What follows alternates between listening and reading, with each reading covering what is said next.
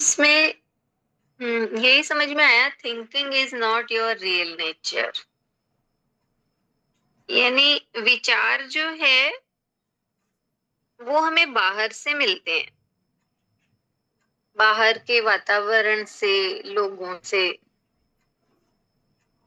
परिस्थितियों से। उन्हें देखकर हमारे भीतर में विचार चलने लगते हैं और फिर हम उन्हीं विचारों के अनुसार ही एक्ट करते हैं। यानी वैसे ही हमारे कर्म होने लगते हैं, वैसे ही हमारा रिएक्शन होता है। तो ये बता रहे हैं कि ये हमारा रियल नेचर नहीं है।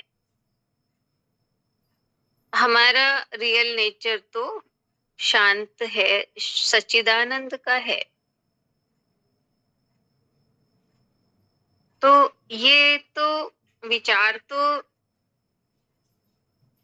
पक्षी की तरह है जो आते हैं और जाते हैं। बस ये विचार, जैसे कहा ना कि चिड़िया घोंसला बना ले तो उसी में रहने लगती है, तो वैसे ही ये विचार हमारे हृदय में घर ना बनाए, आते रहें जाते रहें तब ठीक है। अन्यथा हम उन्हीं विचार घर कर ले हमारे भीतर, तो हम उन्हीं के अनुसार ही चलने लगते हैं और फिर वैसा ही हमारा स्वभाव होने लगता है।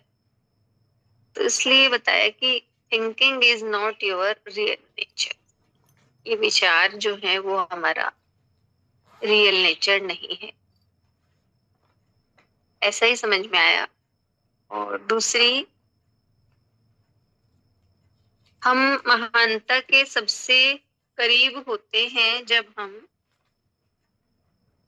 विनम्रता में होते हैं। जब हम हाँ विनम्रता में होते हैं। तो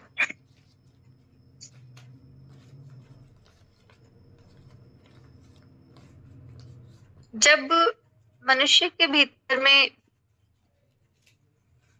मैं का भाव नहीं, नम्र होता है,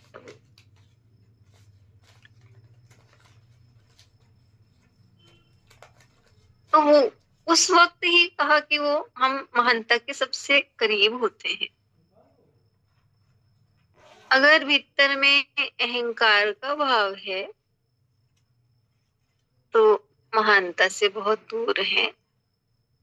और जितना जितना मनुष्य विनम्र होता है उतना उतना मीठा होता चला जाता है। जैसे कहा ना कि पके फल की तीन निशानी, एक तो नरम होता है, एक कलरफुल हो जाता है और एक मीठा हो जाता है। तो उसी तरह विनम्र जो हो जाए, विनम्रता जीवन में आती है तो हमारा स्वभाव मीठा मधुर होता है और ईश्वर का भाव, उसका रंग जीवन में आ जाता है।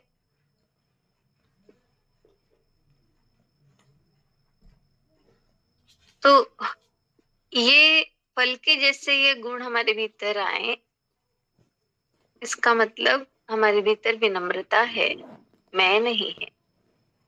तो कहा ये महानता के सबसे करीब है। हरिओम। हाँ, हरिओम। बहुत ही सुंदर पूजा दोनों